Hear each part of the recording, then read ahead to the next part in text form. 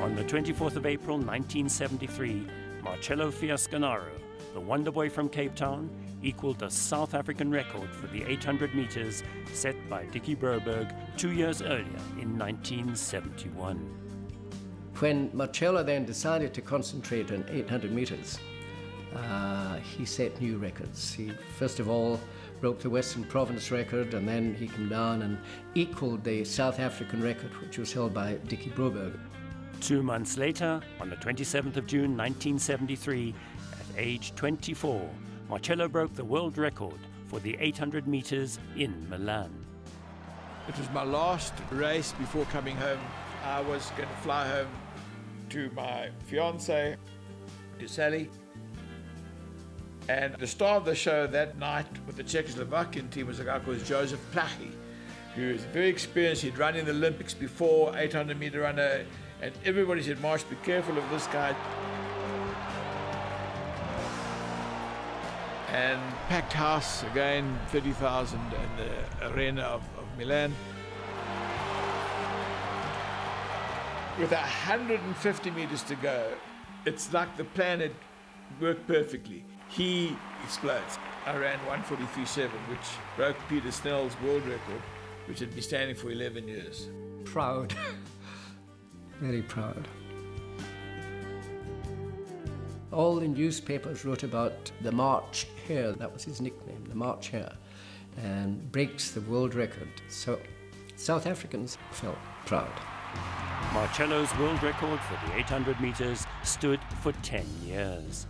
His South African record stood for 25 years and was finally broken on the world stage a generation later by Hezekiel Sepeng, hitting a new wave of South African athletes representing a new and very different South Africa. On the 1st of August 1996, Hezekiel Sepeng, a young farm boy from Boskop outside of Potchefstroom, became the first black South African ever, representing his country, South Africa, to win an Olympic medal when he took silver in the 800 meters at the 1996 Atlanta Olympic Games. In the morning, I went for breakfast, then people keep on telling me, "Hezekiel, you can win this competition." And I know that I'm in shape. I've run good in the heat, I've run good in the semi-final, but I did not have that belief that actually it is me, Hezekiel from Potchefstroom, from Boskop in the farm. Hezekiel went through that Olympics as a champion. I think the person that needed psychological help was his coach, me, because I was nervous. I couldn't, the moment was very big. This will be a great race. First lap, I'm at the back, and I just suddenly, between 80 and 50, I was third. Then I was second. After passing the second guy, I thought I was going to go for that gold medal now. If that line was 3 or 4 meters further, Hezekiel could have won gold. He set a new South African record. He ran a time of 1:42.71, which was amongst the 10 fastest times ever ran in the world at that stage for the 800 meters. Everybody was celebrating. I just became the first black South African to win an Olympic medal, looking at our history that we could not compete internationally. Phone home, my mom said, nobody in the farm is going to work. In Potch, in the city, it was just happiness.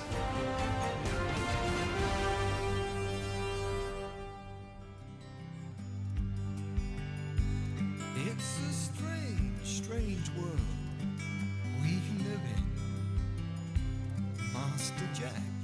Turn back time 48 years. 26th of May 1948.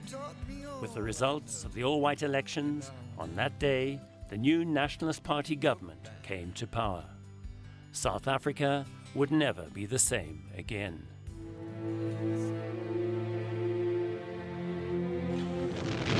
Implementing their keynote policy of apartheid, the new regime progressively introduced legislation that would oppress and dispossess the black majority. while dividing and separating South Africans according to racial classification in every conceivable way. In the sporting arena, black and white were prohibited from competing against one another, and blacks could not represent their country as South Africans. By the 1960s, internal and external opposition to apartheid had led to international boycotts against South Africa's all-white sporting teams. In 1964, SANROC, the South African Non-Racial Olympic Committee, successfully lobbied for South Africa's all-white national teams to be banned from the Tokyo Summer Olympics of 1965. In 1969, the anti-apartheid movement based in London successfully disrupted the South African Springbok rugby tour of the British Isles. In the international sporting arena, the political battle lines were now clearly drawn.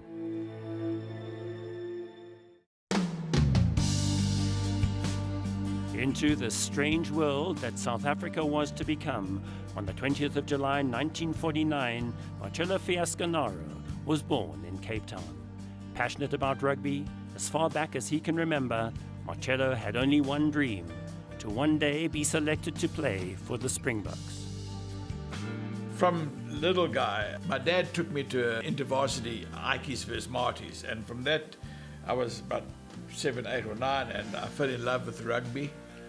First test match I saw was the 1960 All Blacks versus the Springboks at Newlands, which we lost. But I had heroes from soon after them were guys like John Gainsford, Jannie Engelbrecht, Doug Hopwood. I wanted to be a Springbok rugby player.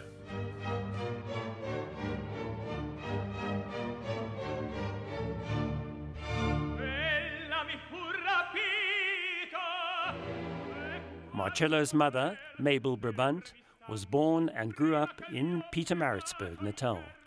Marcello's father, Gregorio Fiasconaro, was born in Palermo, Sicily, and served in the Italian Air Force as a fighter pilot during World War II. In August 1941, Gregorio was shot down over North Africa and taken prisoner by the Allied forces. He had 3 bullet holes as to put my finger in. It was quite an attraction in those days, but 3 bullets went right through him. He bailed out, and he landed in the only tree in 40,000 square acres of desert, and he hangs by his parachute. And then the Arab patrol come along and with camel, they cut you down, lopped him over the camel, and they take him to hospital.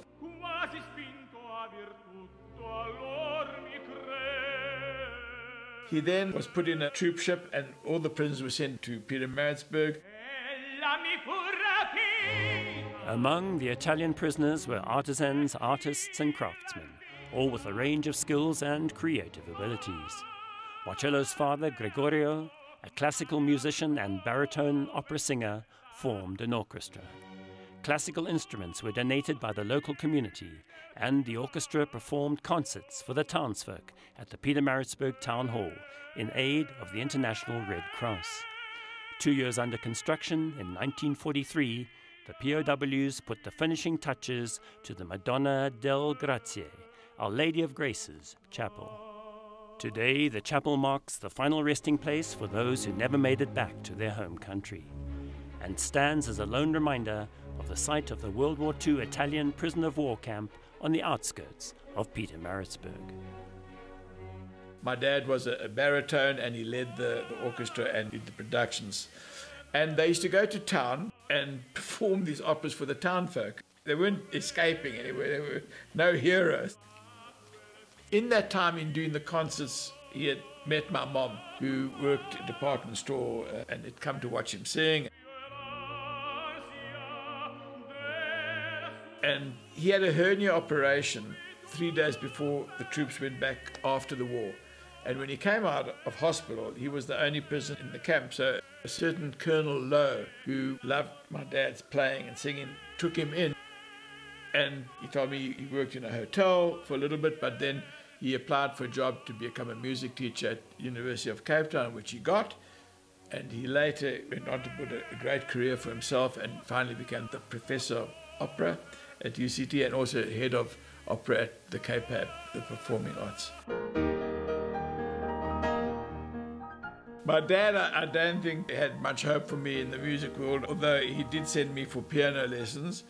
But that was short-lived because on the way to the College of Music, which was just over the road from our block of flats, I was knocked down by a bus. I spent a long time in hospital, everything was broken, but when I went back, I opened my music book and there was the grey print of the tyre of the bus that ran me over. Apparently I fainted, and that was my excuse never to go back to music again. I used to have to accompany my mom to all the opening nights of the operas that my dad put on. And I really didn't enjoy that. But as I've grown older and I listen to the Toscas, the Don Giovannis, the Rigolettos, the La Boheme, the tears flow if the moment is right. I'm very emotional, I'm very passionate. In movies I cry easily, love stories, if they don't meet up at the end or whatever. I'm passionate about sport, but that's South African and Italian. As a South African, I always said I had a Springbok in my heart. I love living here. Italy, I love the food, but I love braai at the same time. I've got the best of both worlds, I suppose. With rugby his life and passion, his dream to one day play for the Springboks, Marcello had never given athletics any consideration. But at age 20, this was all about to change. I was working as a foreign exchange teller at Thomas Cook & Son, and one Friday afternoon I get a call from my friend Miles O'Brien, who played rugby with me with the province under-20 side. I got a call from Celtics to say, listen, 2 of our sprinters have bailed. Can you come and run for us? Because they knew me, the Celtics people, and they knew that I was fairly quick and had asked me to get somebody else. So I said, okay, I'll phone Cello. And I said to him, look, let's go to Belleville. Let's help bail them out. We don't have any experience, but it might be a bit of fun and an evening out. So that evening, Miles and I took a run to Kirstenbosch and back, just to get fit quickly for the next day, which obviously the worst thing we could have done, because on the Saturday we walked very stiffly onto the track. And we were barefoot. It was a bit of a joke, but we won our heats. And the final was about 40 minutes later. And we said, what are we doing here? I said, maybe they're letting us win to ease us into a form of relaxation and they'll hit us in the end. Well, it didn't happen, and we won and came second. And the next day, it was my first headline in the newspapers. It said, Fiasconaro is on the march. On the march, Marcello was then entered by villagers in the 400 meters event at an athletics meeting in Wynberg. As villagers already had a few Springbok athletes in their A-team, Marcello was entered in the B-team event. And I took my place in the gun went, and I must have won by 20 meters, and my time, 48.5. It was the same time as Ferdi Pochempel, the Springbok who won the first heat. And because of that, I was invited to my first meeting at Kutzenberg in Stellenbosch. At Kutzenberg, Marcello would be up against the cream of Western Province 400-meter specialists. But now, in his corner, was coach Stuart Bernard. In that first race, he was up against some of the top South African 400-meter runners. And so he had a lane inside of Donald Tim, who was the South African 400-meter champion. And so I said to him quite simply, I said, Marcello, just stay within sight. And at 300 meters, start pulling them back. And when you hit the home straight, I want you to really lengthen your stride, lift your knees up as high as you can, and pump these arms. The gun goes, and I also said, what the hell am I doing here, you know? Went down the back straight. I was just keeping them in my eyes, but not making any ground on them. And then I thought of students, just pump your arms, and suddenly I started gaining. There's nothing better than the feeling of seeing somebody come back to you. It just empowers you. And in the end, I won by about a meter. He beat Donald Tim, the South African champion. I think the time then was 46.6. It really was a wonderful experience for him and for the crowds. He beat the current Western Province 400-meter champ at that event. After that, there was no stopping him. It was just so clear, this is the thing he must do for his career. A world-class time of 46.6, and that was just the beginning. 2 weeks later, again before a packed crowd at Kutsenberg Stadium, running the distance for only the 5th time in his life, Marcello broke the Western Province record for the 400 meters. For the new kid on the block, it was an incredible feat. But as the roar of the crowd subsided, Marcello found himself at the crossroads, faced with the most painful decision of his life thus far. He must now choose. It could only be one, rugby or athletics. Then I knew I had some gift. Then came the whole dilemma of leave rugby. At first, I said, no, rugby is my first love. I was devastated, but it didn't make sense. I had to choose the better path, especially when I got a phone call from Italy, and then a whole new world opened up. Out of the blue in June 1971, Marcello got the phone call from Italy that forced his decision and changed the course of his life forever. As far as athletics was concerned, Marcello had never contemplated the possibility of competing internationally. He had never even considered applying for a passport. And besides, the anti-apartheid ban on white South Africans representing South Africa on the world stage was now firmly in place. But headlines in the local press, the name Fiasconaro, had all caught the eye of sports officials in Italy, who saw in Marcello the potential of what a promising young South African with Italian heritage might do for Italian athletics. And so, with no effort on his part, Marcello found himself in possession of an Italian passport and an invitation from the Italian Athletics Federation to come over and run for Italy. We decided it was the way to go because we were in a situation in South Africa where sport was banned internationally. We couldn't take part in the Olympic Games, we couldn't take part in international events because of apartheid. And so it was an opportunity for him to extend his athletic career internationally. And so we grabbed the opportunity. It was the first time I'd gone overseas, and I still remember my dad took me to Garlics or Sutherland's to buy my first proper suit as a grown man. I came off the plane and I could not believe it. On the strength of my times in South Africa, as I walked down the steps, there were about 10 photographers at the foot of the gangplank taking photographs. I haven't even run it and they're taking photographs. So in the press conference, who are you? You say you can run 45.7. Is it true? Eager to verify Marcello's times, the Italians set up a meeting at the Lorena Stadium in Milan with top international runners as well as the 3 top Italian 400-meter specialists.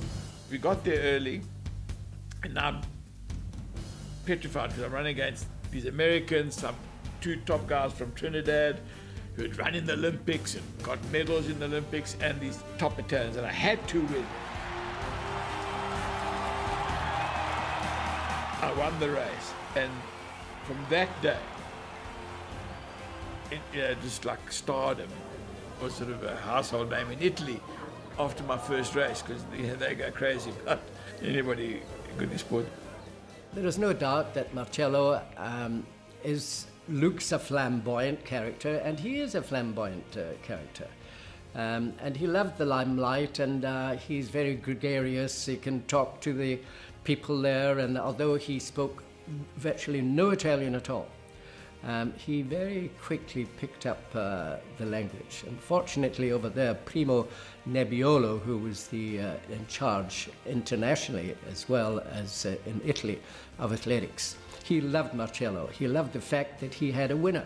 I've never signed so many autographs. Wow, just amazing. And then you have the big meal afterwards, and beer and pasta. It was fantastic. They also couldn't believe how much beer you could drink. Next, Marcello vanquished Greece and Spain in a time of 45.49, which was the fastest time recorded for the 400 meters in Europe that year. Then came the climax event of 1971, the European Championships in Helsinki, when Marcello took silver in the 400 meters and more than played his part in Italy taking bronze in the 4x400 meter relay. I was very happy, and Italy were very happy with me, and so the love story had started. In Italy, Marcello was an overnight sensation. Within a couple of weeks, he'd become a household name and a sporting superstar. Back home in South Africa, the response was mixed. By and large, his achievements were applauded by the South African sporting public. But for the conservative element, there was little love lost.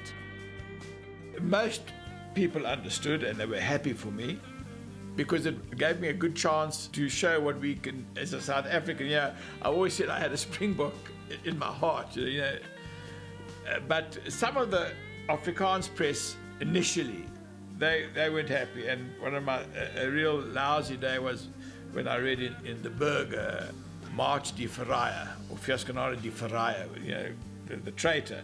So, and that's the furthest thing from my heart. In addition, Marcello's long-haired image resonated with that of the London anti-apartheid demonstrators, demonized in the South African media by the apartheid regime as degenerates. On the 9th of November 1969, Die Beeld newspaper had this to say about the London anti-apartheid demonstrators that successfully disrupted the Springbok rugby tour of the British Isles. We have become accustomed to Britain becoming a haven for all sorts of undesirables from other countries. Nevertheless, it is degrading to see how a nation can allow itself to be dictated to by this bunch of left-wing, work-shy, refugee longhairs that in a society of any other country would be rejects.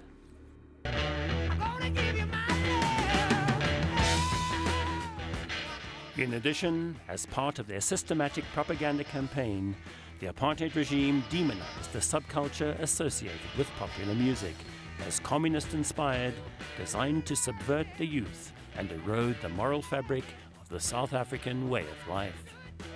I always sort of listened beforehand to music, inspirational music. I loved Led Zeppelin, I loved Elvis.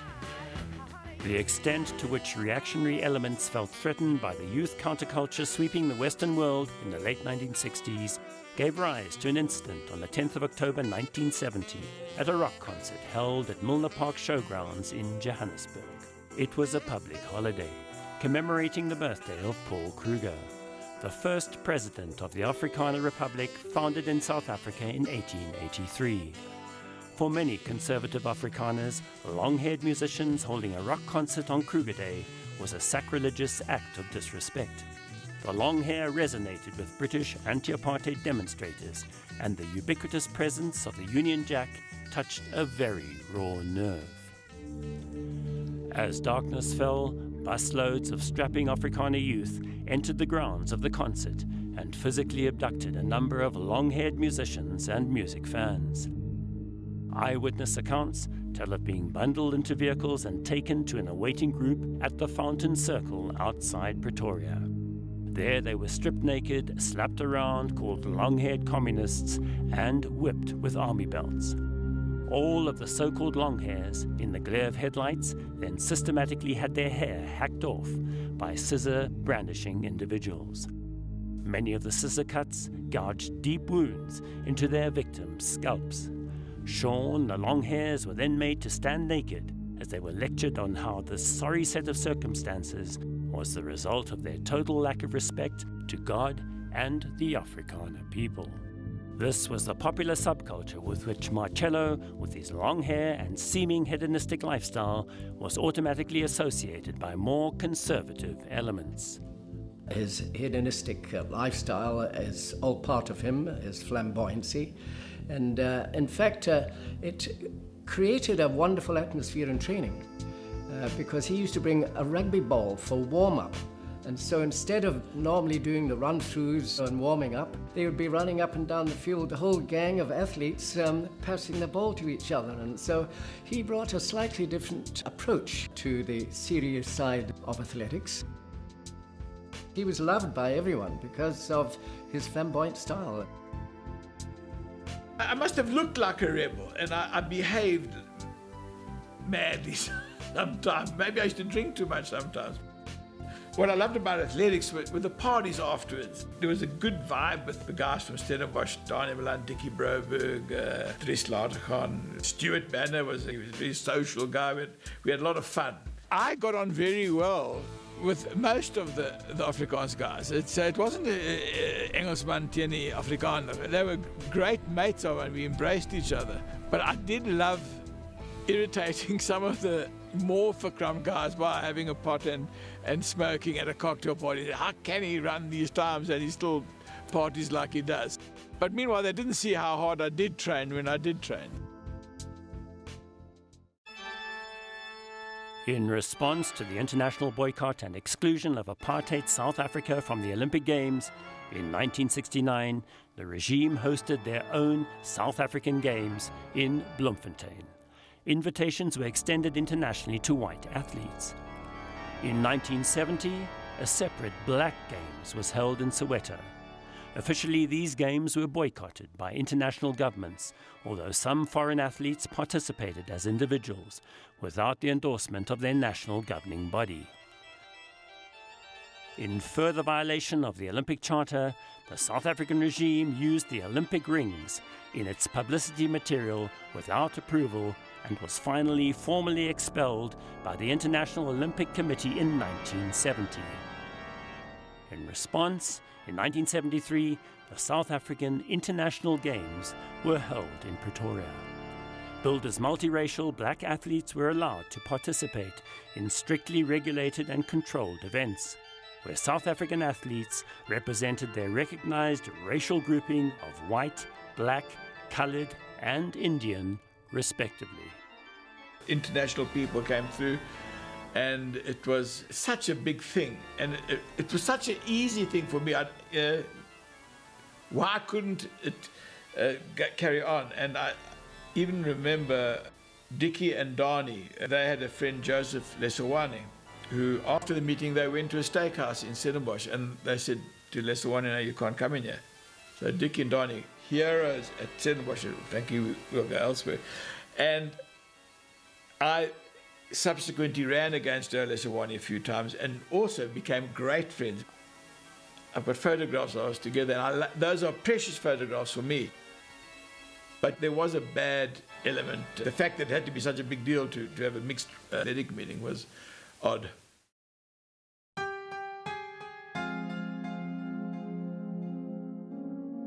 By the end of 1971, Marcello was ranked 7th in the world for the 400 meters. Looking ahead, he had only one goal: to take gold at the 1972 Olympic Games in Munich.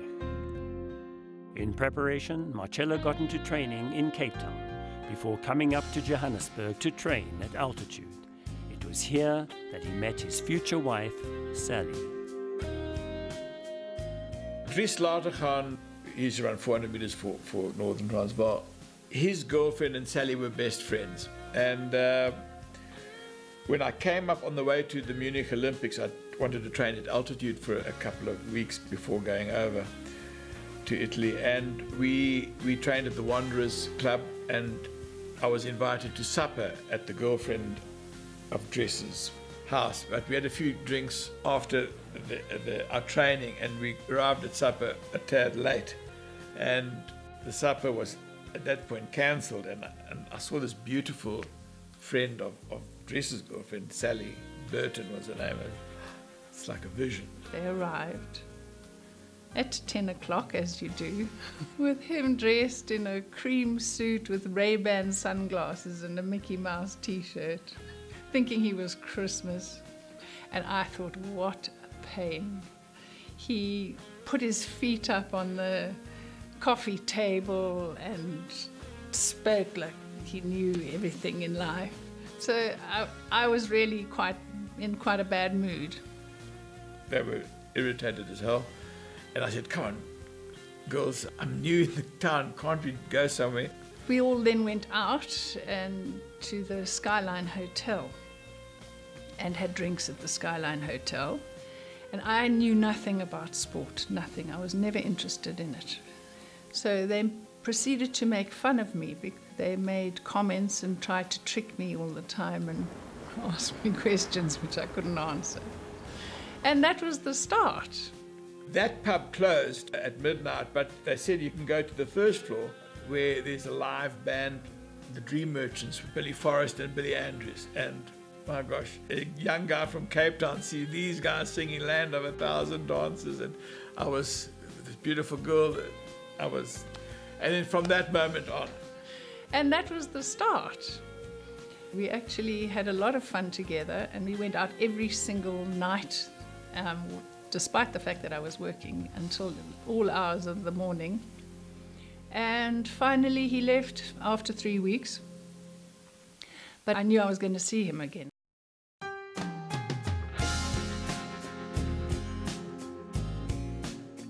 With plans to meet up with Sally in Italy, in early 1972, Marcello left South Africa to join the Italian Olympic team at their training camp in Formia.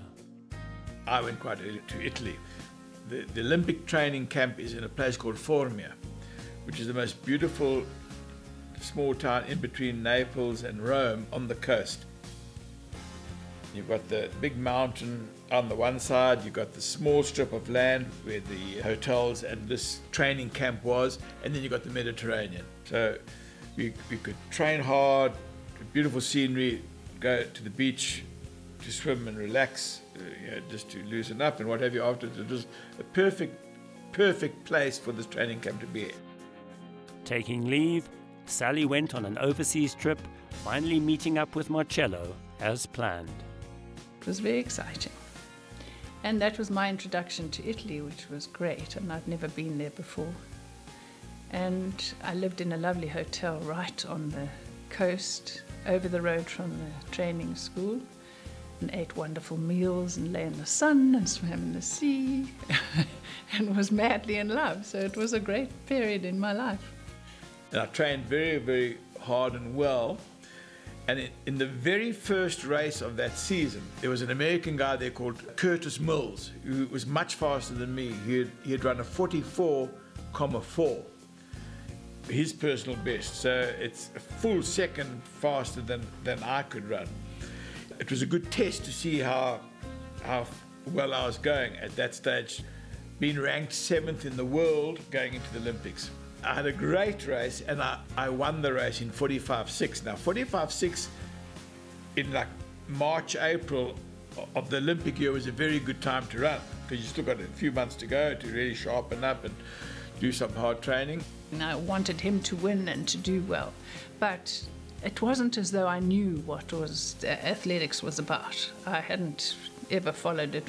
So it was more just, I loved the glory and the fame, and because in Italy he was always feted. Like, people would take his scarf or his bandana off from around his neck, and as he walked in the street, people would stop him and say, "Are you Marcello Fiasconaro, are you?" And in awe. In the run-up to the Olympics, Marcello was at his peak. But then, shortly after his spectacular win against Curtis Mills, disaster struck. I don't know what happened from the next day. One of my tendons was very sore, and I started having trouble with the stress fracture, which I didn't know was a stress fracture at that stage. So I kept on training in pain, and I was in the village for 21 days. And in that 21 days, I had 33 injections into my tendons and into where my toes, they call the metatarsal heads. And I was trying to run. As I marched on the track in Munich, which is a beautiful opening ceremony, I sort of knew that I'm really going to struggle. And my worst thing about the Olympics, I wasn't prepared to get on the track and run 30 meters and stop, just to say I'd run in the Olympics. If I ran, you've got to have no excuses. Yeah. So I didn't run because I couldn't run, and that was very depressing. They x-rayed my foot in Cape Town, and you could see the bone had burst, basically, It was a bad stress fracture, and meanwhile trying to inject it was probably the worst thing that I could have ever done. A lot of people were unaware of the fact that as a boy he suffered from polio. And polio causes shortening of the hamstrings. And so with all the speed work we were doing, it was rather sad that it impacted on his health and strained the hamstrings, and he had also problems with his Achilles, and so he was injured. And he was pretty fit at that stage, but couldn't compete in the '72 Olympics. And that saddened him, and he wondered if there was any future in athletics. Everything was ruined. So I came back after the big goal, the Munich Olympics. I came back and I just let myself go. I put on weight. It was a real negative year, '72. At an all-time low, out of condition and battling to come to terms with the implications of a chronic stress fracture, Marcello was seriously considering throwing in the towel. Then Stuart and I had a serious talk. Said, listen, you're better than this. You can't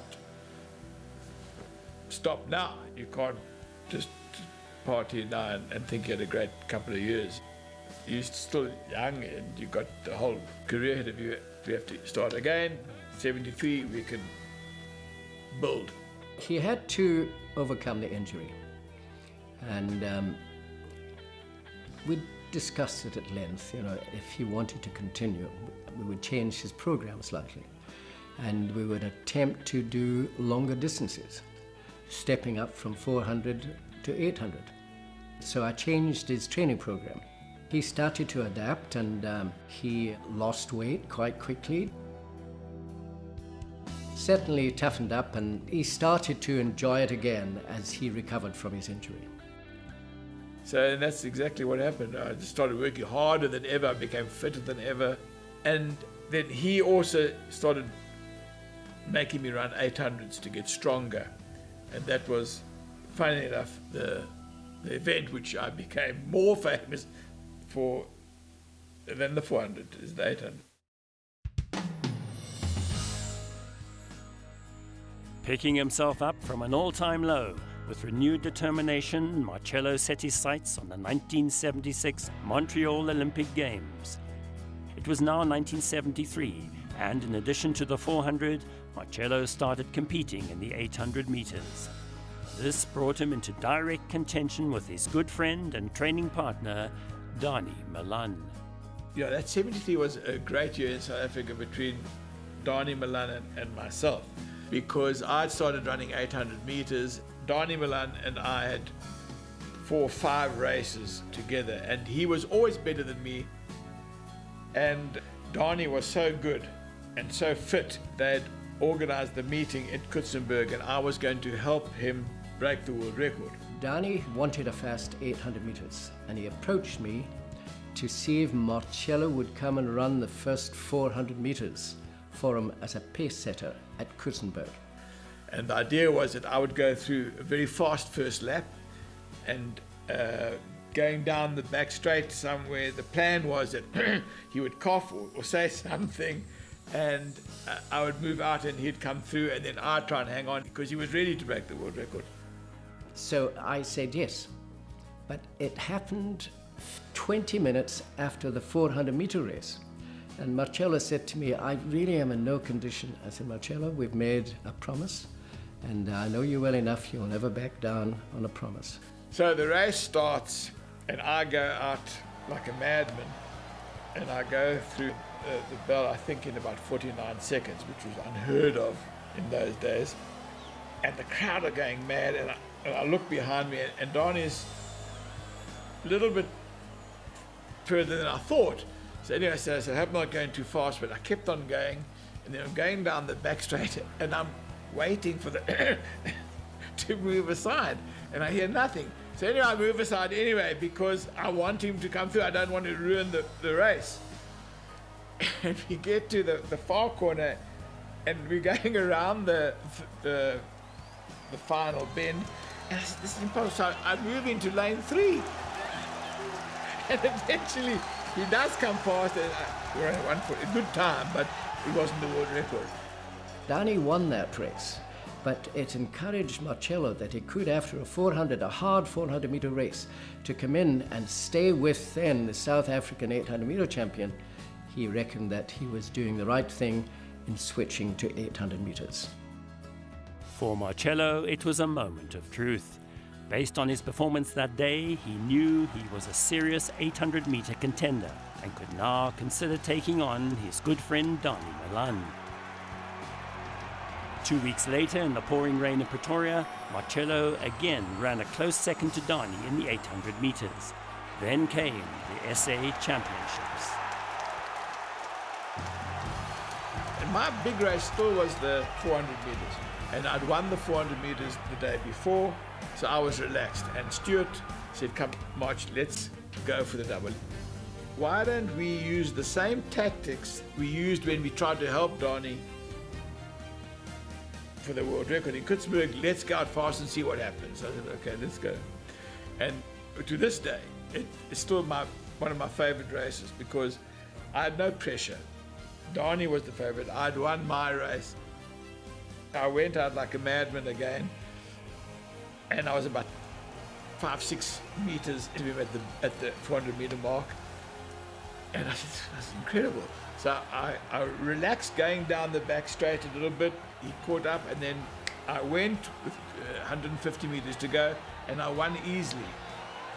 In a spectacular time, for me, it broke the Italian record as 1:45.2. I said, this is incredible. And it was then close to Dickie Broberg's SA record of 1:44.7. In sight of Dickie Broberg's 800 meters South African record, on the 24th of April 1973, Marcello and Donnie met one last time at Ra Stadium in Johannesburg. I'd beaten him 2 weeks before at the SA Championships for the first time in my life after always losing to him. And then he was coming up to Ra here, I'm sure with a vengeance, you know. Well, I was nice and warm and loose because I'd run the 400 in 46.1 about an hour before the 800s. And I ran a different tactic that day. This time I ran behind Donnie up to the 200 meters to go, and I sprinted again the last 150, and I was stronger than him. Maybe the altitude helped me, but then I ran 1:44.7 to equal Dickie Broberg's time. I just remember it being very cold, and I remember it being very exciting because they had planned and they'd actually managed to do it. Also because he was always considered to be, well, like the renegade of athletics. It was a great thing, especially to be at Rau and to do it there, again, in the Afrikaans community. So I didn't run many races here, but that night of equaling Dickie's record, SA record of 1:44.7, it was a night I'll always remember. A night to remember, with the South African 800 meters record under his belt. In May, Marcello went back to his training camp in Formia, Italy. His sights now firmly set on the 1976 Montreal Olympics. That was the goal, but we had set a number of interim goals, and that was to take part in international events. We did a US circuit, all indoor, and at that stage Marcello set a new world indoor record for 400 meters. And we had a marvelous tour, and that was part of the build-up. Back to his best and on an all-time roll, Marcello won the 800 meters in Paris, setting a new Italian record for the 5th time in his career. He was also awarded Athlete of the Meeting. And then, on the 23rd of July, came the big one for 1973, Italy versus Czechoslovakia in Milan. About a week later, it was a big meeting in Milan. It was Italy versus Czechoslovakia, a big test. And the day after this meeting, I was going to fly home to my fiancée at that stage, Sally. And I wanted to go home in a good mood. I didn't want to have lost the race the night before and then fly back having lost the race. And The star of the show that night with the Czechoslovakian team was a guy called Joseph Plachy, who is very experienced. He'd run in the Olympics before, 800-meter runner, and everybody said, Marsh, be careful of this guy. He's got a great kick. The last 150 meters, he's like a bullet. So I'm worrying about this last kick. And I had a headache. I'd run the 400 the night before, but in a lousy time, because I was so tense, trying to save some energy for the 800 that was against Plachy.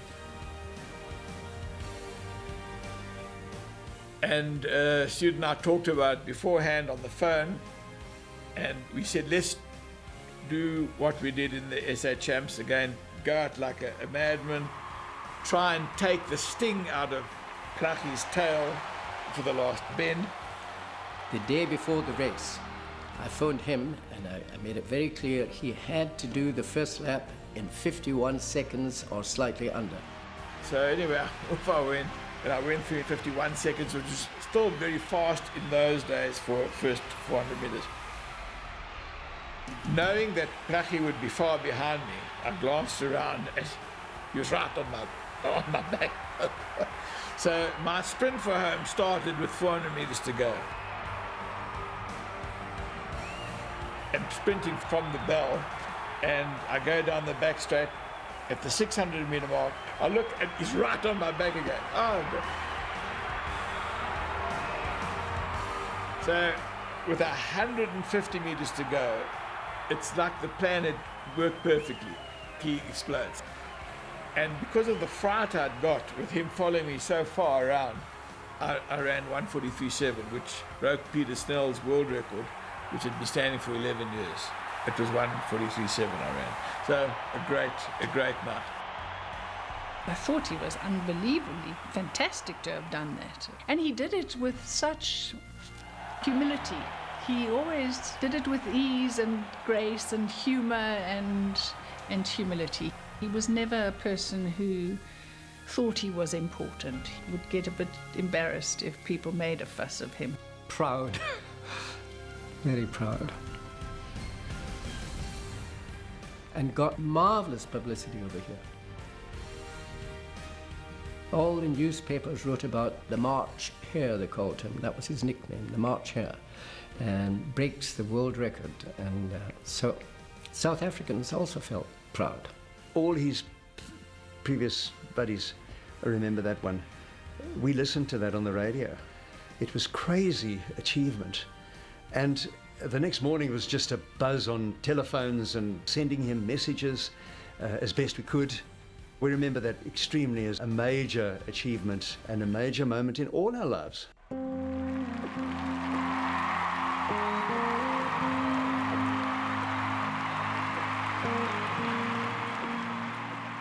800 meters champion of the world.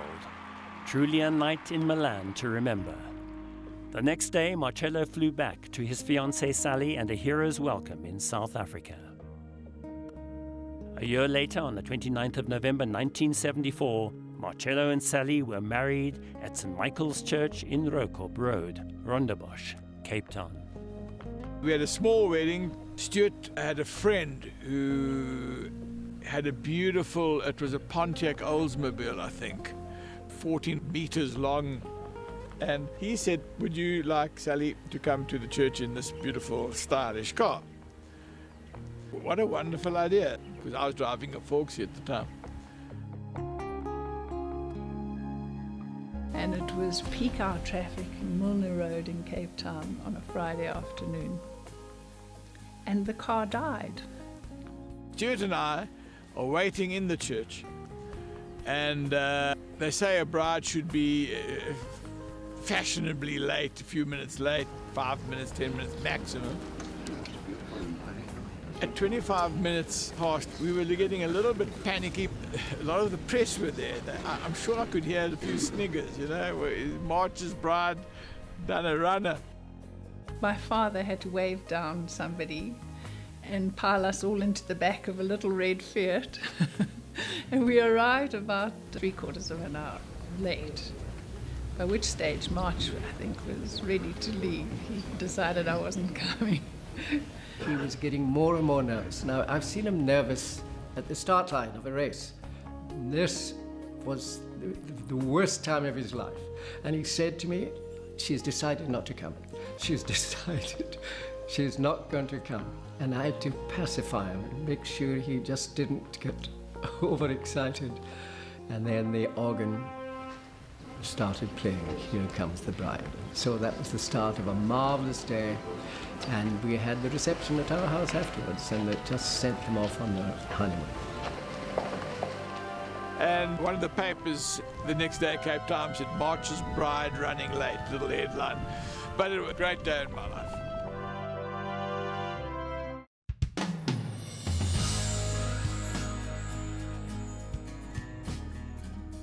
On the road to the 76 Olympics, for Marcello, the next milestone was the European Championships in Rome. One of the things I think was a problem for me living in South Africa and then spending a lot of time in Europe running was that I was trying to keep the South African Athletics Federation happy by running here and the Italian Federation happy by running there. And then I also loved running indoors in America.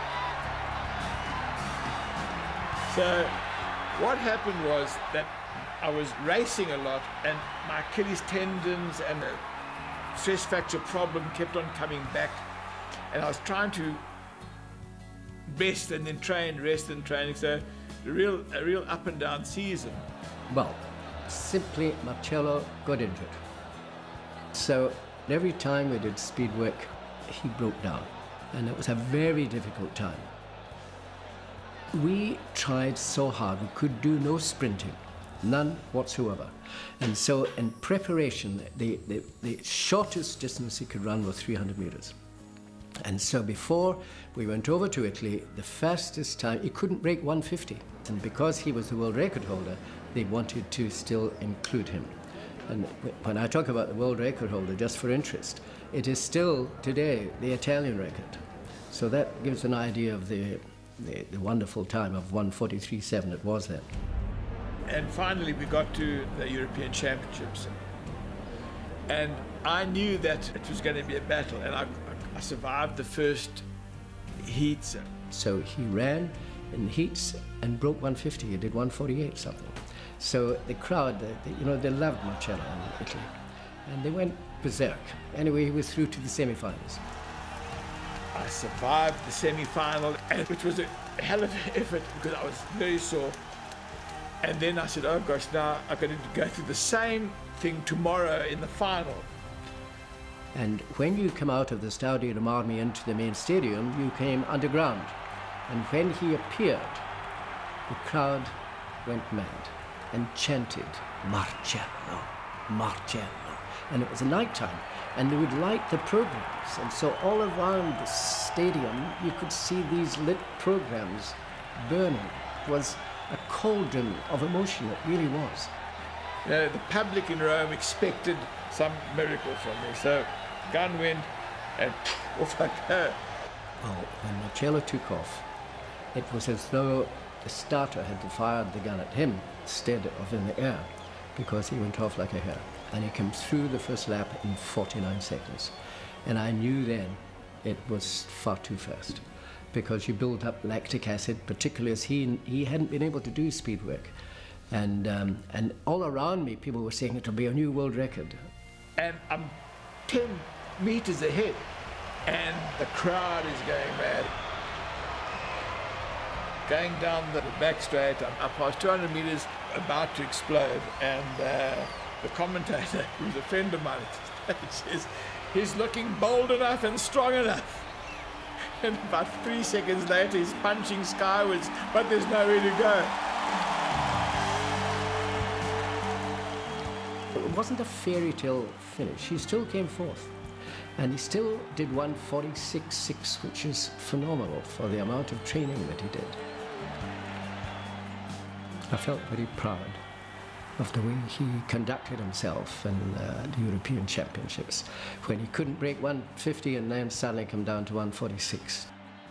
That was a terrible time of his life, because he had been training very hard and he had a stress fracture. And they continued to just treat it with cortisone, all his ailments with cortisone, and make him run because they needed to draw the crowds. And so he would train in pain and never reach his full capacity, and then know he had to compete in front of thousands and not actually reach his full capacity again, which must have been soul-destroying. From then on, I was always trying to get fit, and by the time 76 came, I didn't feel like another year of trying to get into the Montreal Olympics, and I called it quits. The beauty of running for me is when you're feeling good and you're passing guys and they're going backwards when you go. I don't want to have an injection to let me run. The beauty of athletics is feeling great and being powerful, not hanging on.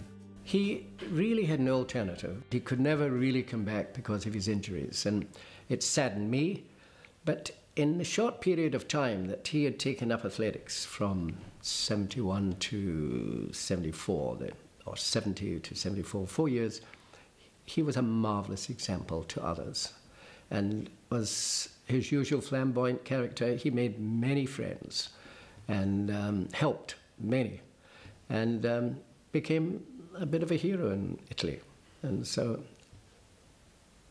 I was saddened, but I understood it. In 1976, Marcello was finally forced to give up on his ultimate dream, to take gold at the Olympic Games. Back home in South Africa, in June of that year, students in Soweto staged a peaceful protest against the system of so-called Bantu education. Police opened fire. Many students were killed and wounded. South Africa would never be the same again. Hanging up his shoes, Marcello retired with the world, Italian and South African 800-meter records under his belt. As for the Olympic Games, it would take 20 years before another South African would fulfill Marcello's unrequited dream in the 800 meters. 20 years on, in 1996, South Africa would be a different country. The policy of apartheid would be no more. Black and white South Africans would be free to represent their united and democratic country as South Africans. But back in 1976, in the old South Africa, Hezekiel Sepeng was a 2-year-old toddler growing up on a farm on the outskirts of Potchefstroom.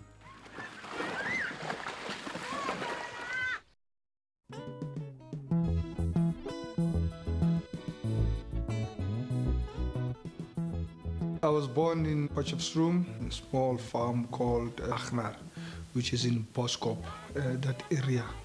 We are 6, 4 boys and 2 girls, so I'm the one in the middle here. I'm between the 2 girls. My father worked as a driver at the farm where we stayed in Agnar, and my mom, she works in town as a domestic woman. Ik heb bij die plaats gewerkt, bij die dorp gewerkt. Kijk, 2,5 kilometer. Voor ik bij die stop kwam. Elke vroeg achter mijn rug, ik ga weer huis toe. Die water was ook ver. Je moet water gaan draaien. En... Meneer, het is goed. Het is goed, want je oefenen. My primary school was still at the farm, Agnar. The name of the school is Terapicana. After school, we will go into the field, assisting with planting. Weet je, toen ons groot geworden, ons het niet geweet deze apartheid. Ons gedenkt, dit is die leven. Ons het niet gezien. Where I come from, the Agnar farm, there was a mountain where the sun will always go behind it and it will rise again. I thought actually what's happening, where the sun drops, that's overseas. I only wanted to go up into that mountain and probably I will see overseas. I've never been overseas. I've never seen even Johannesburg, the city. The only town that I knew was when I go into Potchefstroom, into town with my mom. That was the area that I know, but in the farm, That was my life. Hezekiel grew up as a child of typical farm workers. Just an ordinary boy that went to the local farm school. I believe today that those years from approximately 7 to about 16 years old, where Hezekiel had to run to and from school every day, which we covered was probably 10 in the morning and 10 kilometers in the afternoon, made a foundation that later in his running career played a big contribution to his performances.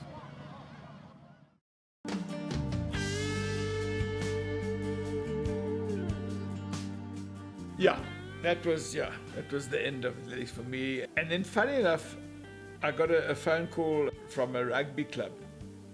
They always wanted me to come and play rugby in Italy. And the strange thing that I found, running with boots on grass, my Achilles tendon didn't hurt. For what reason, who knows? And my small little daughter, Gianna, had arrived, and we lived in Italy playing rugby. It was interesting, not the same as it had been before Gianna was born. And we lived in a lovely apartment in Milan, which is a great city, but it was definitely not South Africa. And in the summers it was boiling hot in the city, and in the winters it was freezing and dark from 4 o'clock. So South Africa really held an appeal still for us. I had a farm in Africa at the foot of the Ngong Hills. We used to go to the movies and shopping in Milan, the centre near the Duomo. And then one afternoon, Friday afternoon, we saw one of my greatest films, our greatest film, Out of Africa, with Meryl Streep and Robert Redford. And looking at the movie and the African scenery, the music, the love story, we said, what are we doing in Milan? We're not happy. We both start crying. Well, we cried our way through Out of Africa. And within a month, we had said, thanks, and we were back in South Africa, and have been ever since. Success is determined not only about the talent that you've got, but the passion, the desire, the hunger that you really want. Hezekiel really wanted to be the best, and that made him good. But when he was really, really hungry, combined with talent, combined with a strong mind, he was invincible. My main sports that I played at that time was soccer. My favorite team is Kaizer Chiefs. And as a young boy that is growing up, I wanted to play professional football. I was good at it, a striker, and I always scored when we played here. With soccer his passion, Hezekiel had never considered athletics. It was Kaizer Pakati, from an adjoining farm, who ran informal athletics camps with his brothers and other youngsters from the farming communities, that first identified Hezekiel's potential and convinced him to take up running. I think 1988 it was the Olympic Games in Seoul, and having seen the structure of Hezekiel whilst he's playing soccer, and Hezekiel's build was more or less like most of the Kenyans. And having watched the 1988 Olympics, the 800 meters was won by the Kenyans, 1, 2, and 3. And the 1500 meters and the 5,000 meters. And that's when I started realizing his body structure. It's similar to the Kenyans. And then he must start considering running rather than soccer. The main reason for me to join athletics was to keep me busy as a young guy, because I was at stage when I'm with friends that will influence me to do wrong things, you know, what happened in those days. Soos ander kind, die was bietjie lastig. Die was bietjie lastig en altyd hy gaan by die dorp om gaan werk soek en hy's nog klein. Een keer ek dink Hezekiel hy slaap. Hy sit die kussing in die koeie, hy's weg. Toe ek gaan, daar's nie mense kussing in die. En die Here is goed. Dieselfde dag, ek sien die polisie kom, Hezekiel is op die. My kinders is gevang nou. I was caught with a bicycle which I got from my friend, and that bicycle was stolen. Ek was so geskrik, my kan gaan tronk toe. Gelukkig toe kom daai man En hy vat die fiets en die polisie vat vir daai man. I turned from there and I said, look, if I continue doing what I'm doing with my friends, probably I will end up being in jail. And that's why I started running, joining Kaiser and his brothers and started training with them here. He started joining our camps, and after 1989, 1990, that 2 years term, Sepeng was within our camps every weekend.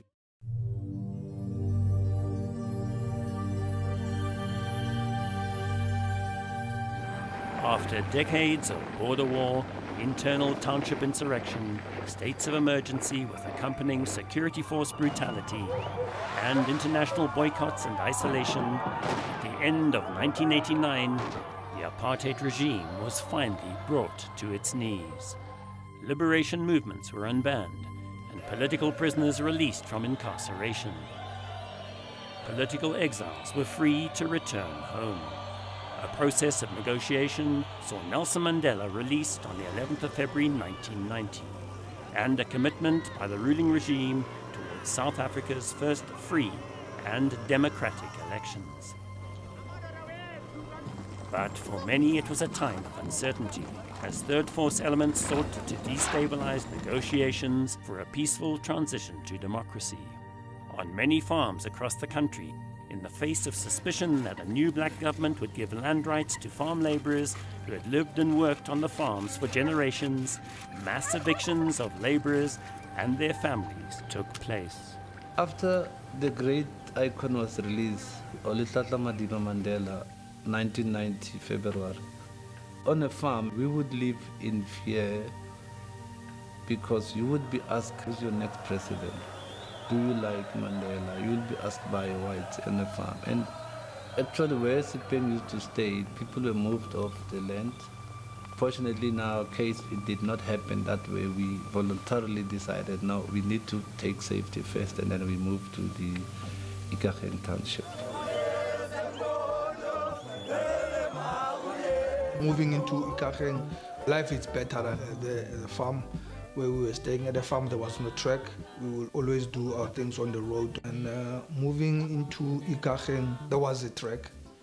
Although it was not a tartan track, there was a track where we can train, we can measure our distances and stuff.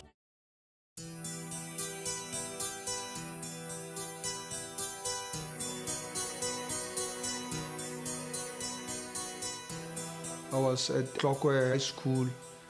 One of the coach that was coaching there, Ms. Johnny Sekano, came and said, look, Posh Boys is looking for 4 athletes that can come for schooling in Posh Boys. They will pay everything. The headmaster of the time, John Blake, was quite visionary in his approach. He realized that there's going to be changes in South Africa. We just felt it was an essential opportunity that we had at this time to introduce black pupils to the school. I was just telling myself, I want to go to the white school. You know, it looked nice. It's order. And I was curious. I will always see these guys in town with the uniform, walking there, tall, proud of themselves.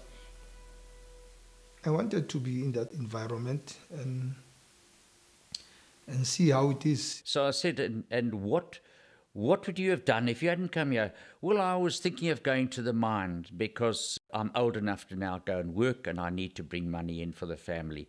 So I said, Hezekiel, I hope you decide to stay here because I think you'll fit into Posh Boys High. We wrote the aptitude test because they wanted to see if our maths and English is up to scratch. I was the only one who passed. And he came out with flying colours, which was most heartening because I had taken immediate like to Hezekiel, and he came along as a young guy into that school and immediately won friends. He was clearly an outstanding sportsman and he was very humble along with it, and he just knew that he could run, and that's what he did. Ek was so bang toe hulle die meneer van Boys, hy roep my, hy sê, ons gaan jou kind vat. Ek sê, meneer, ek het nie geld nie. Ek kan nie. Want by die school, by die school, ek betaal R20 per jaar. En ek het nie geld nie, kan nie om. Die meneer sê, ons vra net jou kind, ons gaan alles doen vir hom. Ek het net gesê, dankie Here. Here is goed vir my. We organised things for him. We got him sorted out with his uniform, and he always felt so proud about his Potch Boys High uniform. So, no, we organised that. We made sure that he was a proper Potch boy. As jy arm is, maar jy kan gaan by die hoog mense se skool. Ek was so bly. En ek het het goed gedoen. Ek kan sê dis net die Here se werk. Dis die Here se werk gewoon. Sy het so goed gedoen.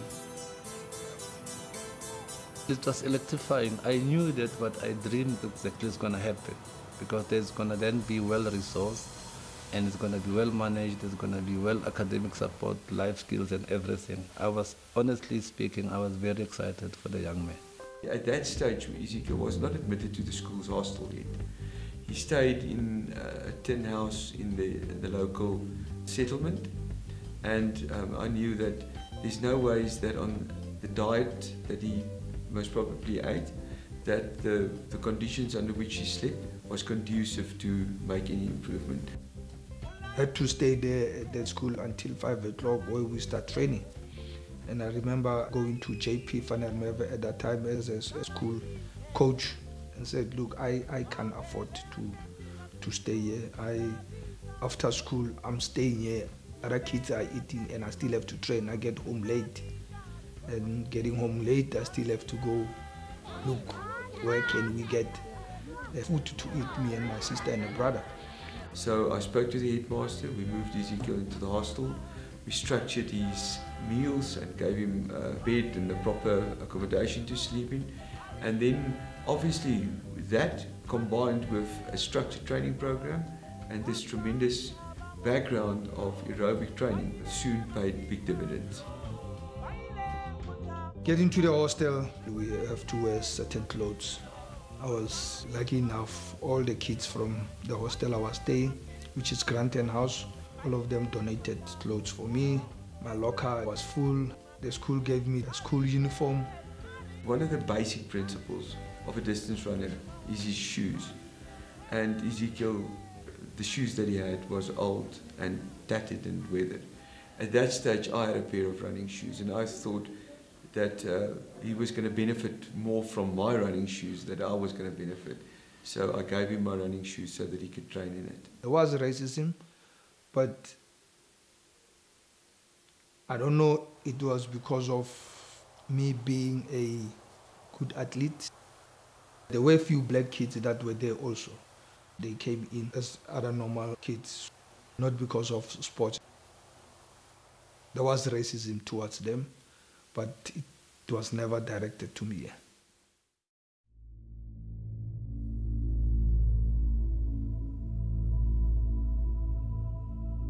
His first big competition came with the annual inter-schools meeting, which is held in Potchefstroom.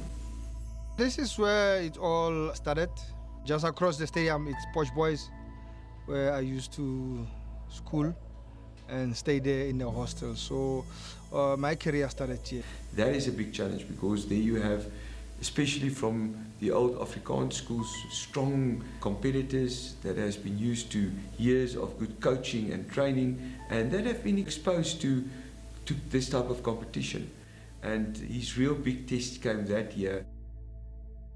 Strong competitors and years of good coaching aside, in 1990, the Interhoor was a foreboding challenge for both the executive staff of Potchefstroom Boys High and their young black protege, Hezekiel Sepeng. Potchefstroom was in the heart of conservative and reactionary white South Africa. 60 kilometers up the road, Ventersdorp was the stronghold of Eugene Terreblanche and their extreme right-wing Afrikaner Weerstand Beweging. With the release of Nelson Mandela and the unbanning of the liberation movements, Eugene Terreblanche was mobilizing his supporters to subvert any chance of the united, non-racial democracy being mooted. Ventersdorp would be the bastion capital of the all-white Volksstaat, or homeland envisioned. Under these circumstances, in the 1990 environment of Potchefstroom and the Northwest, racial tensions were running high. Yeah, those days, you know, it was first time that black athletes were allowed to mix in multiracial schools. So it was going to be a very difficult situation for me. So I was told that, look, the Africans schools, they are racist. They will not allow you. You must not walk alone at the stadium. When you go to the toilet, tell some of us we will go with you. So I was scared. Obviously, the community was a typical old farmers community back in 1992. I don't know if they were really ready for this.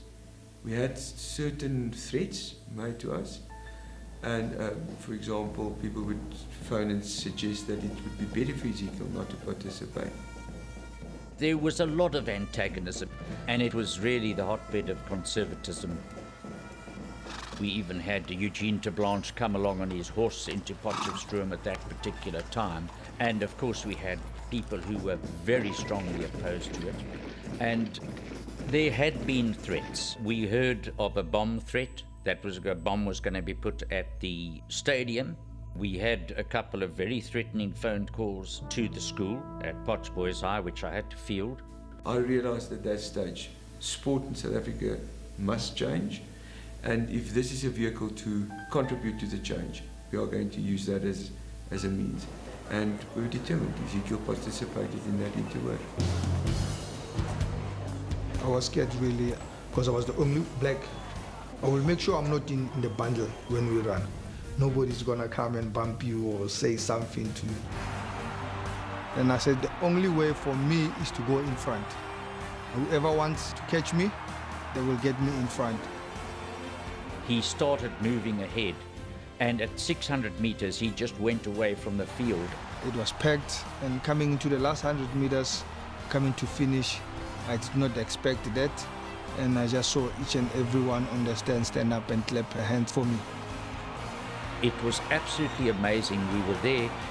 The one group, one school from Gymnasium, those children stood up and applauded as he came through. And I said, whoa, this is, you know, they've got nothing against me, supporting me. There was people in the stand standing up to give him a standing applause. That was on Friday night. Hezekiel ran tremendous. And it was just a phenomenal performance. Yeah, no, it was a very special moment. It was history being made, which I think needed to be made. I went into the toilet. There was these two big Afrikaner guys, and I thought, there's a problem again here. I was told not to come here alone, but nothing happened. You know, they came to me, shake my hands, and say, you know, well done, great athletes. And from there, you know, I was free. That set the table for the next day's 800 meter, which was really Hezekiel's talent for the years to come. And Hezekiel went out, we discussed it, and he ran a tremendously fast time, qualifying in that competition for the South African Championships, which was going to be held later in the year.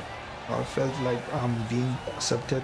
People, they see me as Hezekiel, the runner, or somebody who's talented, not because I'm black. What did win the day was that the children, the pupils of the school, acknowledged brilliance because they saw the finest schoolboy runner that had ever been seen. And this was only 6 weeks after he'd came to Potch Boys High. So everybody knew, wow, this is somebody good.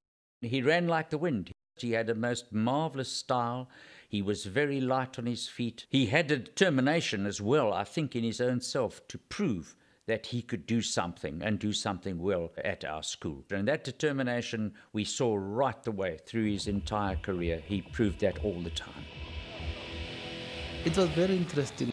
The guy that we assisted in our backyard, and then he come back and say, guys, thank you so much. And I'm here now to just say, how we training, thank you. And yeah, he did come back and say, things are well. Qualifying for the South African Games later that year, only 16 years of age, Hezekiel came second in both the 800 and 1500 meter events, which were run in world-class times. Acknowledging the country's commitment to dismantling apartheid and instituting free and fair democratic elections, in 1991, the international community lifted the sporting ban against South Africa. In 1992, Hezekiel was selected for the first ever non-racial junior athletics team to represent South Africa at the World Junior Athletics Championships in Seoul, South Korea. As a kid, I always, as I was saying, the farm there, I just wished I could stand on top of that mountain and be able to see overseas. So I always wanted to go. It happened 92, South Korea, World Juniors. But between Hezekiel and his vision from the top of the mountain stood one major challenge. Athletics South Africa would not be financing the trip. For Hezekiel to get to South Korea, he would have to do it on his own. At that stage, Potch Boys High has strong old boys societies. We wrote letters to the old boys, and within a week, the necessary funds was donated by old boys to help Hezekiel to get to the World Championships.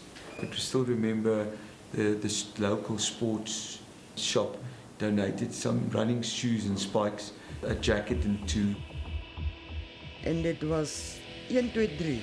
Die mense het geld by mekaar vir Hezekiel toe sien ek. Die Here het iets gegee vir die kind van my. First time on the plane, I don't know how I felt. It was like, is it gonna fall or what's gonna happen? And then there was a stage where we went through turbulence and I said, this is it. This thing, we can't survive. In a certain way, his naivety actually contributed to his achievement, because I don't think he realized the enormity of the competition. For him, it was just another competition. He qualified for the final, and in the final, he was placed 4th or 5th, running a new South African junior record. I was 5th.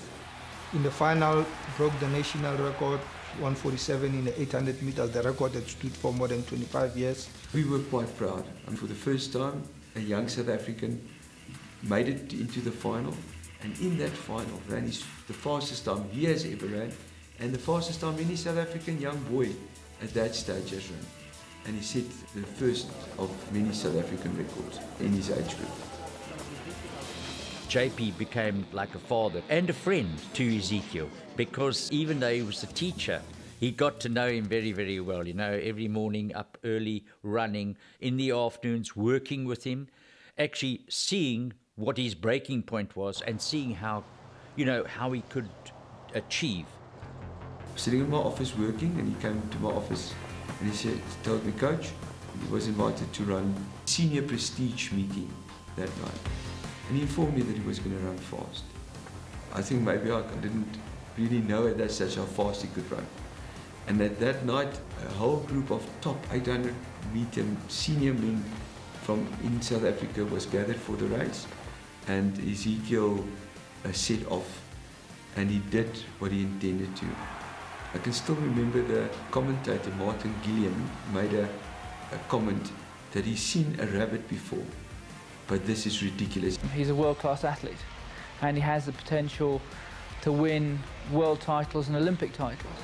Hezekiel took everybody for a surprise. He won that race with a time of 1:45.8 something, which was then the fastest time for the 800 since Marcello Fiasconaro, Dickie Broerberg, Mark Handelsman, those guys ran.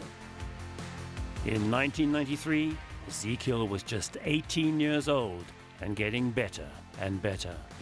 Ezekiel went on to win the South African Senior Championships and was subsequently selected to go to Stuttgart to run in the World Senior Athletic Championships. In 1993, Ezekiel was only 18 years old, and he stepped up there against the best in the world. He qualified for the final, and I can still remember a comment that Johnny Gray, a great former 800 meter runner, Olympian American athlete, made, and he said that to watch this kid this is something special. Hezekiel was placed 5th in the senior final. I think it was a great achievement. He again broke the South African junior record, which is still the current South African junior record. And from there, the table was set for Hezekiel to start his international career.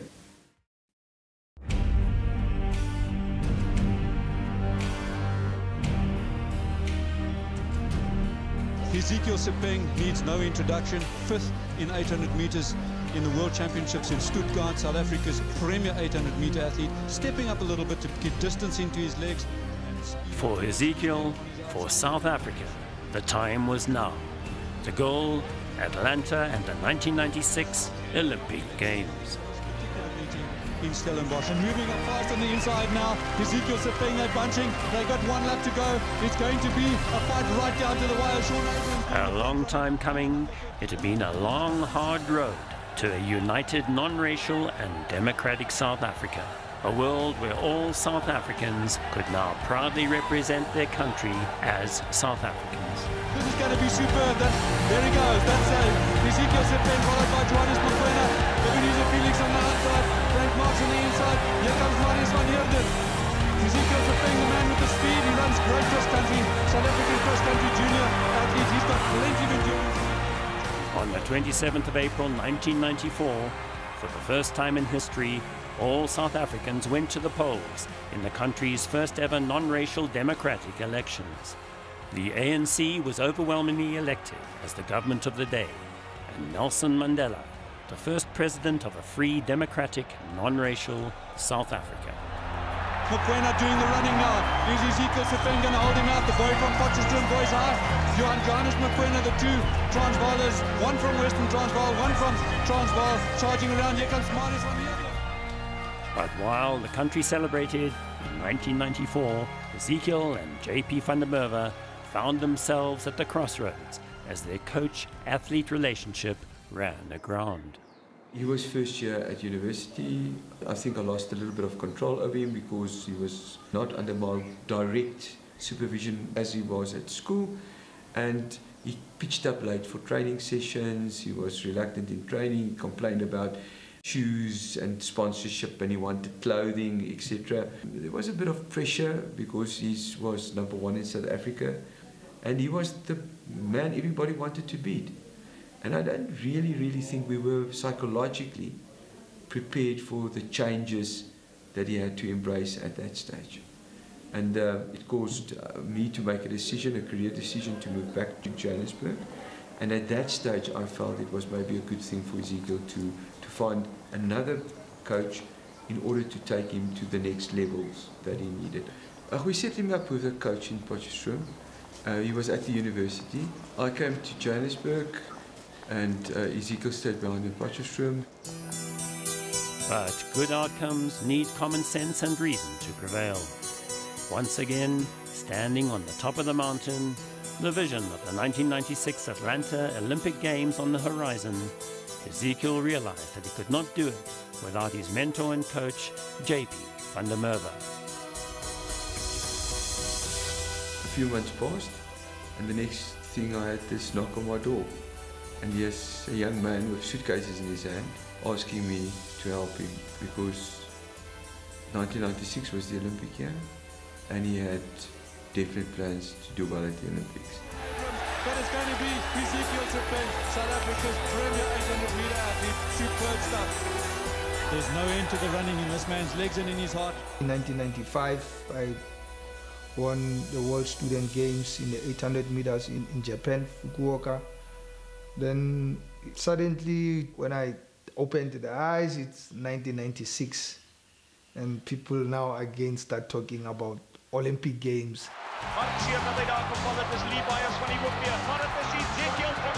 Is Hezekiel Sepeng really Olympic gold material? Inside Sport found out. I decided I can be the best in the world. That's what I decided. If I can just get in a good races and at a good time. If you've seen the character and the willpower and the determination of Hezekiel, not only at the World Champs but at the Commonwealth Games this last year, you'll see that he possesses all the qualities of a great athlete. I think anybody who with virtually no experience in their first year of international competition, goes to the World Championships, which in athletics terms is every bit as competitive as the Olympic Games, and Stuttgart in 1993 was the best athletics meeting there's ever been. He went there without any real international experience at all and came fifth. He beat the Olympic champion, he beat the world indoor champion and the European champion. With a bit of luck, he could have got a medal. And at the age of whatever he was, I think he was 18 then, that's quite phenomenal. As if adding impetus to Hezekiel's quest and uniting South Africans in an emotional swell of pride and goodwill, on the 24th of June 1995, the Springboks beat New Zealand in a nail-biting final to take the Rugby World Cup. Sporting his number 9 jersey and Springbok cap, father of the new democratic South Africa, Nelson Mandela, was on the pitch to share the coveted trophy with the team. It was a great time to be a South African. I saw him running Birmingham at the National Championship, and everybody in Europe is mad about this man. Hezekiel Sepeng, unfortunately, the schoolboy. Obviously, we had a discussion where we settled the differences, and I managed to get Hezekiel into the University of Johannesburg. That provided him with some accommodation. And he got, at that stage, one of his opponents became his training partners, Johan Botha. But it's Hezekiel Sepeng, ladies and gentlemen, his first lap was 51. Can he get close to the South African record? What a thrilling performance it would be. He was focused, he was determined, and 1996 started off as a very, very promising year. But it's Hezekiel Sepeng, the time 1:37. This is going to be extremely close to 1:45. Hezekiel Sepeng, the star athlete of this evening, 1:45.32, a fantastic time. The pacer did well. Hezekiel Sepeng, this is the man that South Africa's been waiting. Kept on training, and yeah, I qualified for the Olympic Games here. Hezekiel Sepeng is not only the greatest black role model for South African athletics, he's the greatest black role model for South African sport. And he's perfect for that role because not only is he talented, he's intelligent, he's coherent, and he's a very likeable fellow as well. And I could see in the training that Hezekiel was getting faster and faster. There was a pre-Olympic meeting in Durham, North Carolina, and we intentionally wanted to compete in that meeting because we knew at that stage there was a number of good runners from the world that was going to compete in this meeting. Went up to North Carolina. He actually thrashed the South African record, and he ran a time of 1:43.7, which was a top time in the world. In one fell swoop, Hezekiel smashed the South African 800-meter record set by Dickie Broberg in 1971 and equaled by Marcello Fiasconaro in 1973. Running the 800 meters in 1:43.7, in addition, Hezekiel equaled Marcello's world record set in Milan in June 1973. The moment I saw him run, he's almost like a natural. For me, he said, my God, this is like I started. He should have broken Dickie and my SA record long before he did. And never, there was one race, he ran a 600 meters in Petersburg, helping somebody else to run an 800 personal best. And had he kept on running that night, he would have broken our record. But he stepped off the track at 600 meters. I'm just nervous. I don't know what's going to happen this year. But for me, my aim is 96 and to challenge the best in the world. Hezekiel went through that Olympics as a champion. I think the person that needed psychological help was his coach, me, because I was nervous. I couldn't, the moment was very big. I actually started smoking again after stopping smoking for a number of years. I get my vest number. I saw these numbers 1, 2, 2, 1. Number 1 and number 2, they're repeating themselves. And then my friend sent me a verse, Isaiah 40. Then I took that verse, I said, I will read it in the evening, and I put it inside the Bible. When I come back in the evening, I opened the Bible where the verse is, it's exactly the same. You know, with the night before the race, I dreamt I was competing at one race and I got a bronze medal. Difficult to get a phone call. There weren't cell phones, so I sent him a telegram saying, he's my golden boy, he must go for gold because I know he can do it. In the morning, I went for breakfast. People keep on telling me, Hezekiel, you can win this competition. And I keep on saying, no, I'm young. This is my first Olympic Games. And I know that I'm in shape. I've ran good in a heat, I've ran good in a semi-final. But I did not have that belief that actually it is me, Hezekiel from Potchefstroom, from Boskop in the farm. I put on my number here, God help me, give me power. Very small, so that people can see it. It was only me and God that knows. Ons was by die plaas toe hy by die Olympiek gaan. Daar was so baie mense van die kamera wat in my huis was en mense wat die stad, ons was almal in die huis, by my huis. Gewag, laat die tyd kom. This will be a great race. Then the gun goes off. Rodell away well, Gray's going to have to work hard. My mind is, Hezekiel, stay at the back. Don't go in front. Because if you stay at the back, then towards the end, you're in shape, you will pass. I stayed first lap. I'm at the back. The bell rings. Back straight. I thought that the guys were gonna go hard now. We were punched. And that's where now the numbers that are talking to me, 1, 2, 1, 2, 2, 1. The message I've put here, the message I got from my friend, the dream. And immediately I said, God help, give me power. I'll put my legs up, you'll put them down. And I just saw myself moving up, coming in, out. Suddenly, 150 to go, I'm in the inside lane. I'm bunched, I can't move. We're coming to the 120. I had to draw a little bit back so that I can get out of the box and go wide.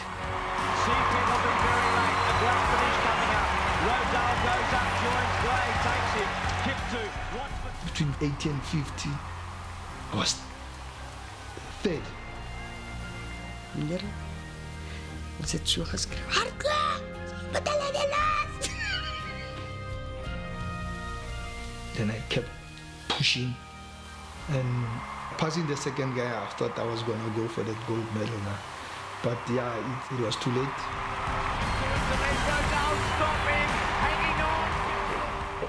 Sy is tweede uitgekom. Ek het nie geglo nie. Hezekiel was last in the last 200 meters and he had to basically ran around all the competitors because he was in a tactical bad position, and if that line was 3 or 4 meters further, Hezekiel could have won gold. He set a new South African record. He ran a time of 1:42.71, which was amongst the 10 fastest times ever ran in the world at that stage for the 800 meters. Everybody was celebrating. I just became the first black South African to win an Olympic medal, looking at our history that we could not compete internationally. Dit was so vol in my huis. En van die tyd ons sing tot môre vroeg. Ons loop die stad net so, ons sing, ons is so bly en die mense van die plaas ook, die wit mense, hulle kom mee, gelukkig, hulle het ook gekyk. Wake up in the morning, I was in the front page of the newspaper in Atlanta. And in Atlanta, people were telling me they feel close to South Africans, and I made it the front page. They're talking about me, where I come from. And did interviews, people phoning that there's a bash, street bash in Soweto. Phone home, my mom said, Nobody in the farm is going to work. They were given off day because they waited for long in the evening for that race. In Poch, in the city, it was just happiness. I was watching Sepeng there with my family, and you know, it was hard. Honestly, it was very hard, because seeing him and knowing him, the tears was one of the most exciting response. And seeing him now finishing in the second place, that was the double the tears. And then the tears combined with the excitement, the celebration was all over South Africa. Boy, to see him come out the side there from absolutely nowhere. If the race had been another 5 meters, he would have won. But it was just splendid. There was our schoolboy running with the best in the world and nearly being the best. And he was a South African star. Back in Potchefstroom, I can remember still the newspapers and the reporting about him being welcomed back as their son into the community. And that made a full turn from the boy that started off in '92, the reluctance there was for him to compete, and the way that he was embraced after winning the silver in Atlanta.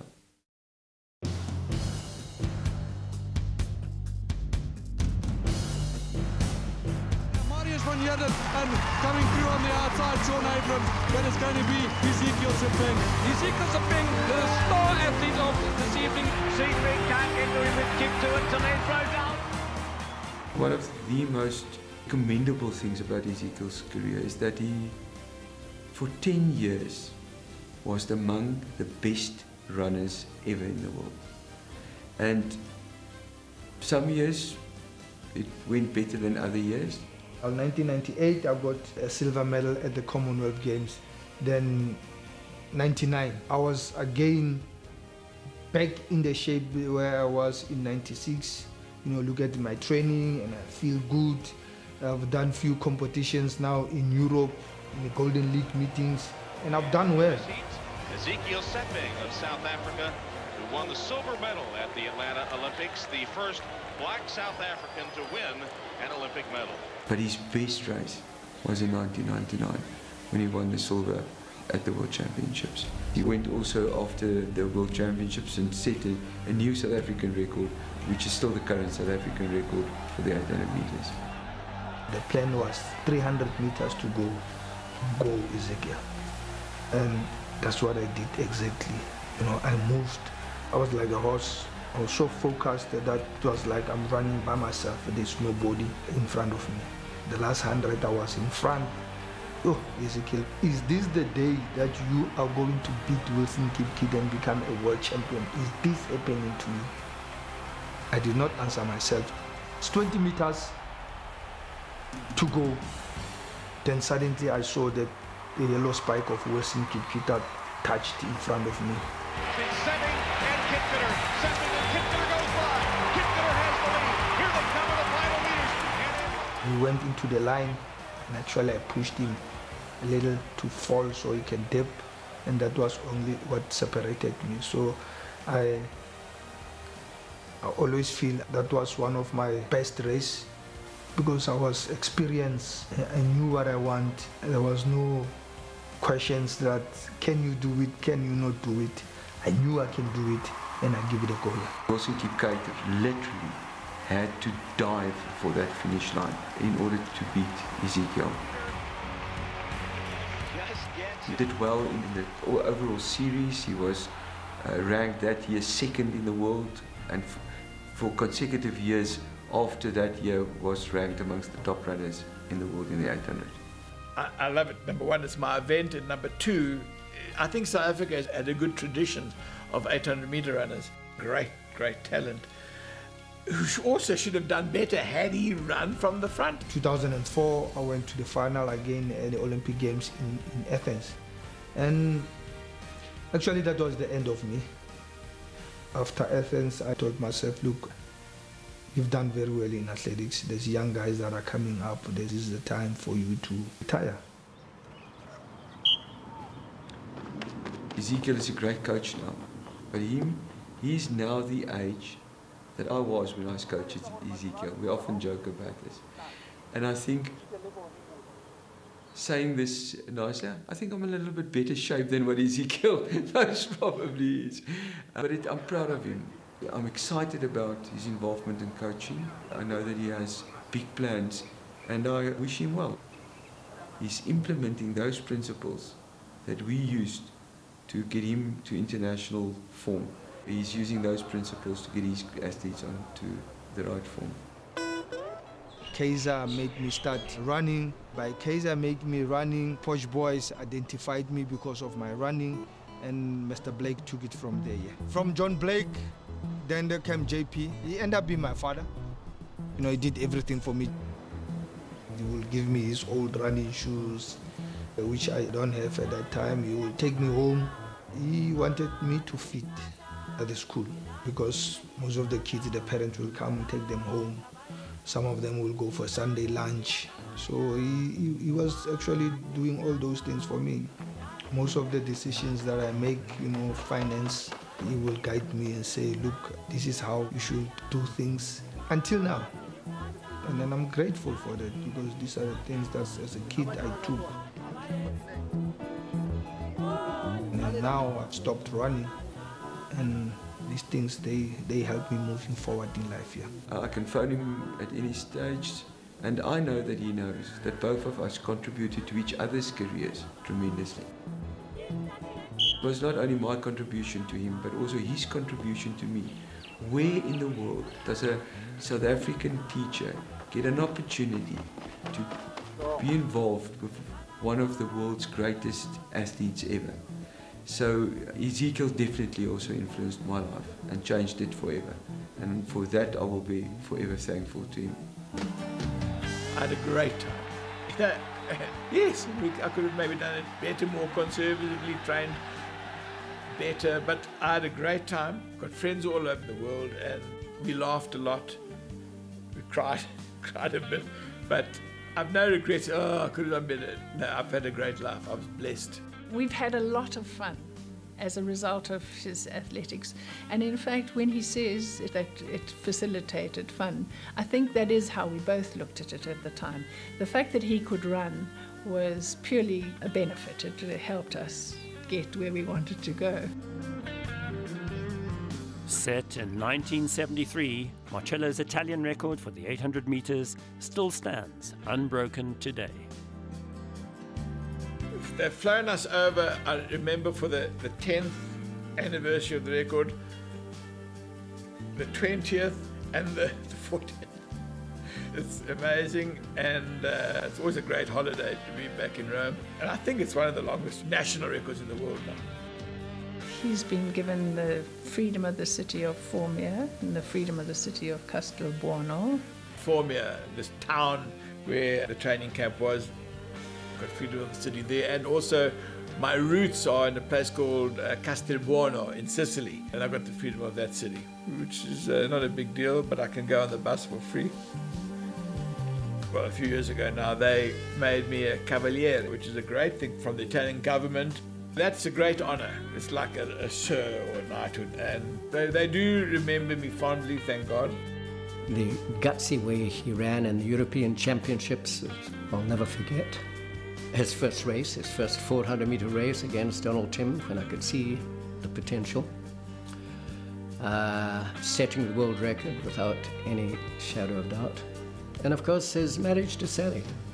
And they became virtually part of the family. And still today, we feel privileged to have him and Sally as our dear friends. His family has always been the most important thing for him. His children and and us. He's lived his life for us, and we've counted above everything else. And he loves his grandchildren. Family is paramount to him. Here's one here, and coming through on the outside, Sean Abrams, but it's going to be Hezekiel Sepeng. This is going to be extremely close to 145.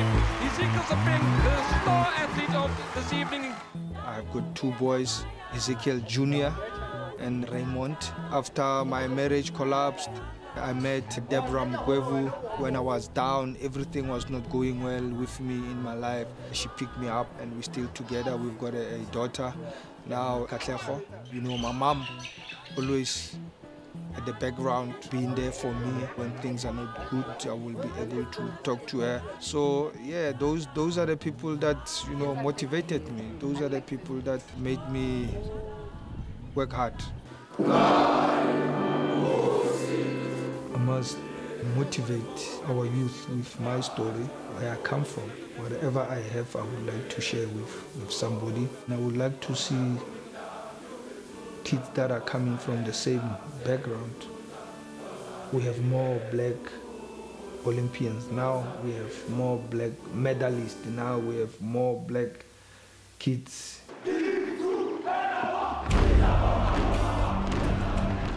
Put it straight, I did not only inspire the black kids, I inspired the youth of South Africa as a whole. I was supported by white parents at Posh Boys. They made me who I am. I'm grateful with my life here.